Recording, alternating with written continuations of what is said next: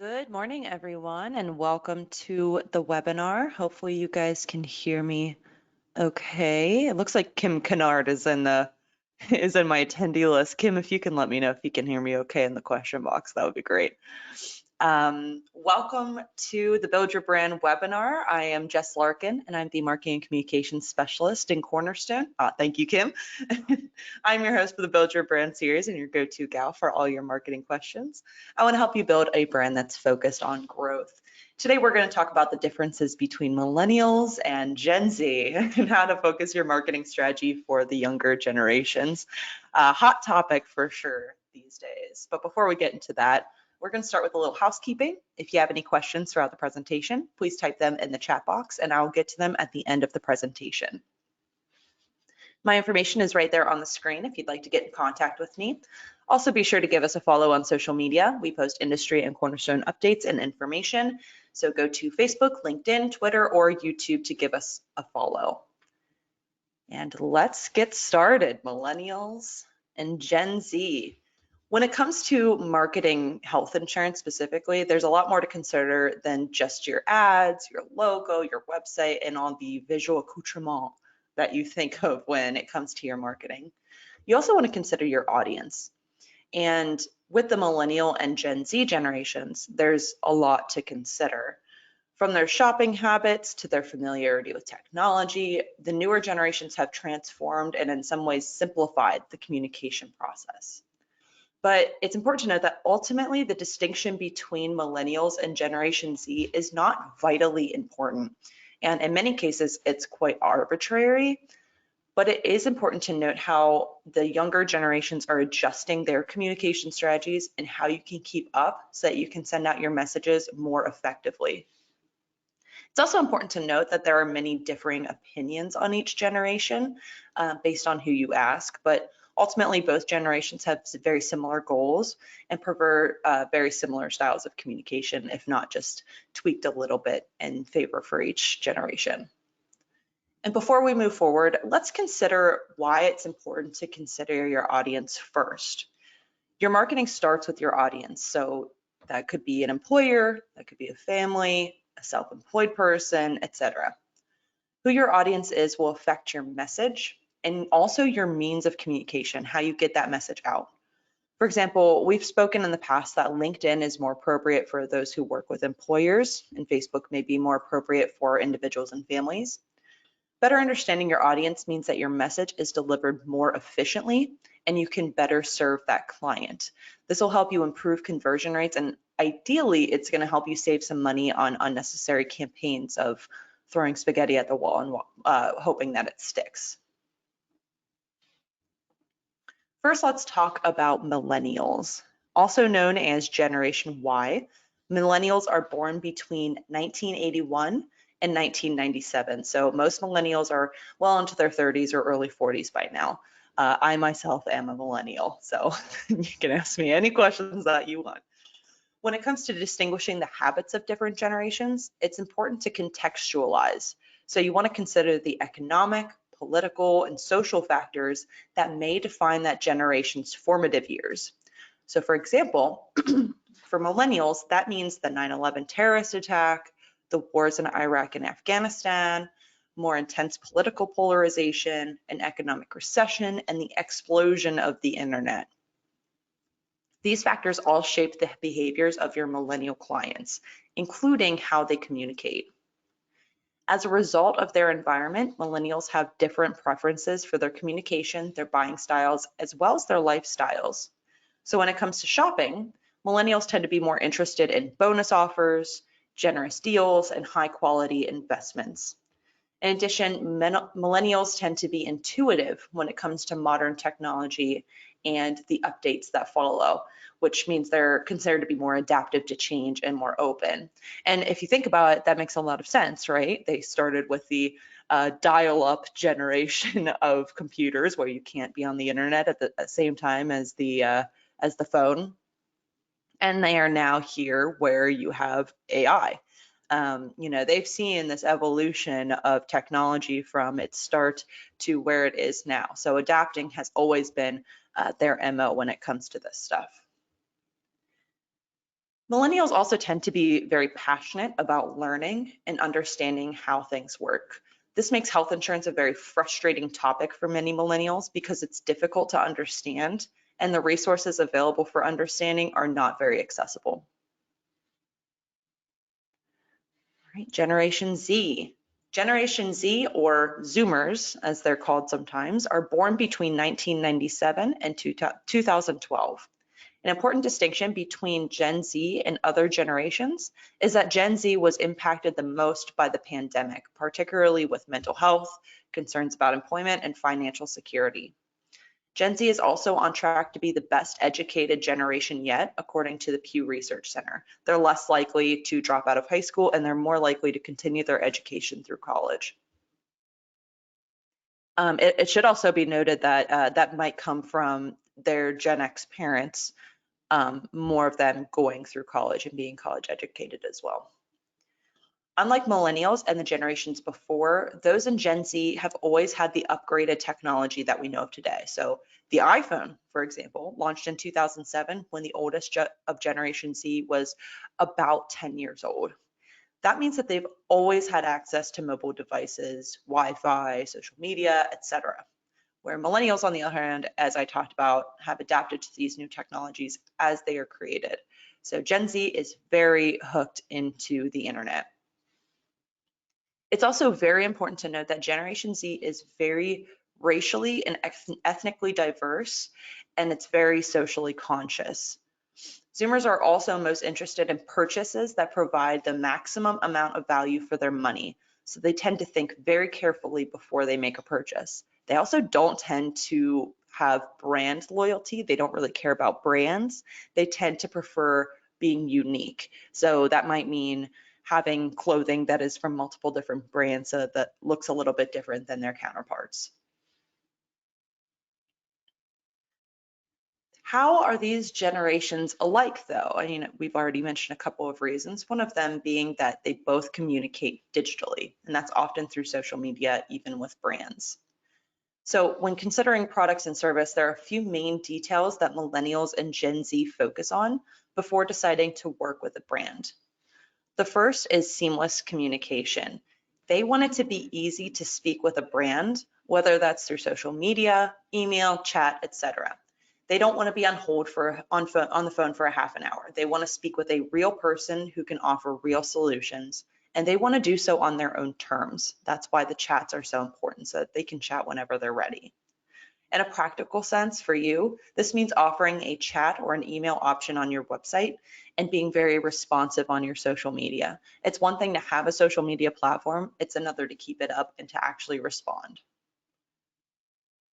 Next, these generations prefer authenticity over the sort of old school car salesman-y outbound marketing strategies where you try to get them to be interested in what you're selling. They want to know who they're working with, what makes them better than the next guy, and if they're going to get their best bang for their buck. And lastly, cost. Cost is a huge determinant for the younger populations. Gen Z and young millennials are much more sensitive to price and hold lower brand loyalty than previous generations. Price is the most critical factor, which makes sense considering the context of their former years. So the millennials with the recession and Gen Z with the pandemic. With the cost, they also want the quality to match. So when you're preparing your communications, your message should surround that you can find health insurance that works within your budget, but is also high quality. That's the kind of message that they want to see. And they also want you to deliver on that as well. Now, how to market to each generation. Knowing all of this, what are the practical steps that you can take to improve your communication efforts with these generations? Let's consider, for example, that you are trying to meet with some new friends meet some new friends with the same interests that you have. So if you're wanting to make friends who are interested in football, for example, you'll probably go to a game or to a tailgate or to a bar when a game is playing. You wouldn't, on the other hand, go to an ice skating rink to find friends who love football. At least it's less likely that you will find someone there with a common interest like that. Much like finding those friends, you want to hang out, quote unquote, where millennials and Gen Z would hang out. For them, that's going to be social media and other digital communications. So we're going to go through each communication strategy one by one and why they're effective for the younger generations. But a quick note before we move on, health insurance can be particularly difficult to market because you're not selling a real physical product. Instead, you're mostly selling your services. So timing is everything when marketing health insurance, because your potential client might not need health insurance right now, but you want them to think of you later when they do need health insurance. This means that your content may be a little bit more challenging to create and is more focused on brand awareness. You want to focus on education and being the expert in the industry rather than how good you are at selling a thing. First, you want to have a good website, which I know is a tired story at this point, but I'll say it over and over again because this is the most important. Millennials and Gen Z are more likely to trust your brand and your expertise when you have a well-designed and accessible website that's easy to use and resourceful. Convenience really is key with the younger generations. And it should also be noted that accessibility is really important to these generations. As I mentioned before, Gen Z is a very socially conscious generation, and they like to know that the content that they're getting is the same content that is available for people who have visual disabilities or hearing difficulties, things like that. So they want to know that everybody can receive this help. When it comes to your website content, the younger generations have very, very high standards. So you want to make sure that everything that you create is easily digestible and straight to the point. And they also like to see receipts. They like to make sure that the information that you're providing is backed up. They don't want to just take somebody's word for it. They want to see the resources at the end of it. So that's just something to keep in mind as well. Next is responsive and engaging social media. This is kind of the big one. It's also the most frustrating for a lot of brokers because it does take some time and sometimes it feels like you get little return, but that's because the growth of your social media platform is probably going to be quite slow. When it comes to social media, millennials tend to prefer more long-form content like YouTube and podcasts, while Gen Z tends to prefer more short-term content like TikTok or Snapchat. Ultimately, these generations want to seamlessly connect with you where there is the least amount of resistance, which means Instagram, Facebook, which is mostly a millennial thing. Not a lot of Gen Z is on Facebook at this point, TikTok, YouTube, etc.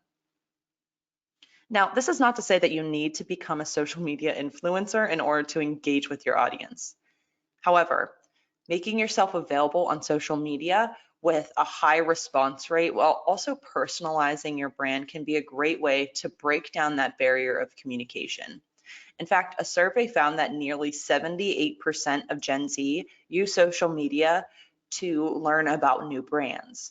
So if a company isn't active on social media, they're missing an opportunity to engage with a large and growing number of consumers. So in practical terms, I would start with one social media platform and put your efforts there. I used to suggest that you start with 2 platforms, but with the demand for better and more put together content over the past couple of years, it's easier just to pick one strategy and do it really well. You want to create personalized and informative content that they would be interested in learning about. Remember that millennials are very interested in learning, keeping in mind the kind of content that they prefer. It's also important not to lean too much into sales territory with your social media platform. Instead, you want to focus on being the expert and building brand awareness. So here are a couple examples of people online who I think do a great job of making their informative content interesting. I tried to choose personalities who do a good job of making information that could be perceived as boring, quite fun and engaging. And the key to success of each of these brands is that they have put a face to the brand and put themselves on the level of the audience. And they also have very good branding that helps as well. The first is Ramsey Solutions, and I know while Dave Ramsey and his message can be quite divisive to some people, you either love him or you hate him. There's no doubt that his social media and his SEO team know how to work the digital space. They use their informative channels to spread their message, but they also sell their products and their services. So they'll have memes on their Instagram pages, but at the same time, they're able to seamlessly invite people to take a look at their Financial Peace University. And they have, displayed ads for each of their properties, just a quick 30 minutes, but mostly their brand is focused on education. And that works for their audience because they can either take the product or they can leave it, but at least they're learning something. Next is Natasha Ocean, who is an example of a creator who walks the walk and talks the talk. She posts videos regarding fitness and nutrition in a way that's very fun. It's accessible for beginners and it's interesting, and she allows her personality to shine. And on the side, she sells her workout classes. And what I like about her is that she is very focused on the education portion. And she provides the receipts, like I talked about before. They want to know that the content that they're getting is informed, and they want to know that it's coming from a good place rather than just being spewed off. So she is a creator who uses her knowledge of fitness and nutrition, makes it very fun, and then is able to sell her product on the side. Last but not least, this is kind of a fun one, cinema therapy. And therapy is not for everyone, but most people love movies. And that's the important thing with cinema therapy. They've combined their love of cinema for frank talks about mental health. In addition, they have courses for those seeking help with their mental health. This channel took a very scary and often intimidating concept and made it accessible for everyone.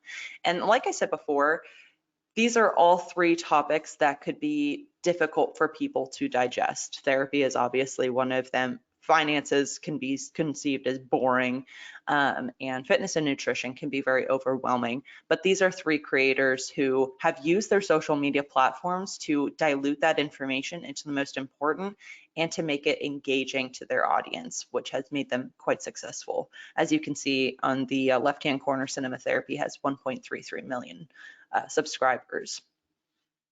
Now, we all know that the health insurance world isn't very quote unquote sexy to talk about, but we do know that it can be interesting and that knowing the ins and outs of your plan can be very empowering.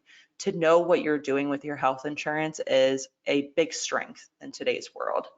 If you want to create a social strategy that is engaging and informative, you want to model after channels like these and put education first. It's also important to note that the younger generations tend to prefer more casual and more playful tones on social media. They want authenticity and they want you to be approachable. So education is important, yes. What you're selling is important, yes, but they really want to get to know you. Next is email marketing. When it comes to email marketing, both millennials and Gen Z use email to communicate or stay up to date with brands. However, they tend to be pickier than other generations about the emails that they allow in their inbox, and they will very quickly unsubscribe if they don't find value in just one email. The content that you share must be directly beneficial or informative for them to remain subscribed. So how can you create engaging emails? So here are a few tips. Keep it short, keep it sweet, and keep it to the point. The quickest way to get your audience to delete an email is by making it too long and full of jargon. The moment I see somebody put an email in my inbox that I have to really read in order to get to the bottom of what they're trying to give me, I delete it. I can't handle it. Or if it's too salesy, like if you send me something and you're just selling me something over email, I don't necessarily need that at the time that you're sending it. You also want to offer values like free resources, videos, or something else that might grab their attention. And you want to give the client a clear understanding of the purpose of the email. What exactly are you trying to teach them and why is it important? One great way to do that is through a newsletter where you can add little excerpts of your articles or whatever it is that you're sharing with a link. That gives them the opportunity to read more if they'd like, but you're kind of giving them a sneak preview. Overall, you want to keep it fun and keep it interesting. Otherwise, your email is just going to be more noise that they don't have time to engage with. As I mentioned in the beginning of this webinar, the generational divide itself is not a main determinant in the conversation of how best to communicate with your clients. However, the contextual differences between different age groups and how that may influence their habits can be useful when developing your strategies, and it can help you create more conversions and save a little bit of money on the side as well. That's all I have for right now. If you guys have any questions, I'm happy to answer them. So go ahead and type them into the question box below. While you are doing that, I'll give you a little update of things to come with other webinars in our series. So tomorrow we have an individual corner webinar with Jeff Beglin and Ann Better on individual plans. This is part 2 of their webinar. So if you have access to the Resource Center, you're going to be able to see part 1 as well. And then on Thursday, we have the first of our summer CE series with the Group Corner, which is a deep dive into group disability insurance with One America. And that's a 1-hour CE for both Ohio and Kentucky. So if that's something that you are interested in, you can register at crnstone.com/events.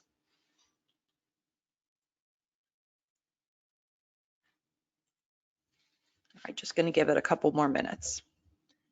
One thing that I do want to kind of illuminate before we end is that this does not all mean that you need to make a TikTok. You can make a TikTok if that's something that's interesting to you. You don't need to make a TikTok in order to be relevant. You can make a YouTube channel, you can do an Instagram page, you can do a Facebook page. There are other ways to be successful with social media rather than jumping into TikTok. I myself do not have a TikTok. I don't have time for that. So do not feel like you need to jump on all of those trends. Just consider them. Consider why it is that these generations are interested. So for example, we know that TikTok is interesting because it's short form content, and maybe manipulate that in a way that is helpful for you. All right, it doesn't look like we have any questions. If you do come up with any questions that you weren't thinking of right now, you can always email me at jlarkin@crnstone.com. I'll go ahead and put my information here on the screen. Oh, I got one question, hold on. What is the CEU to register? It is with One America. It is a deep dive into group disability insurance, and it's on the Cornerstone website under the events tab. So you can register there, and they will make sure that you get your 1 hour of CE there. But just to note, if you do want to do your CE, you do have to stay on for the whole time. You can't like work on other things on your computer because they'll be able to track your attentiveness. So just keep that in mind if you are going to join that CE.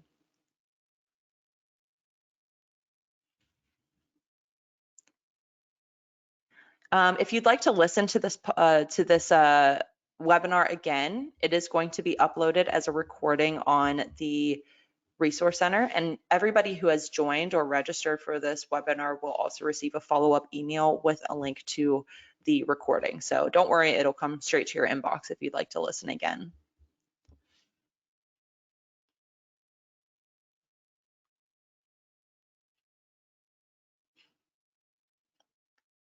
All right.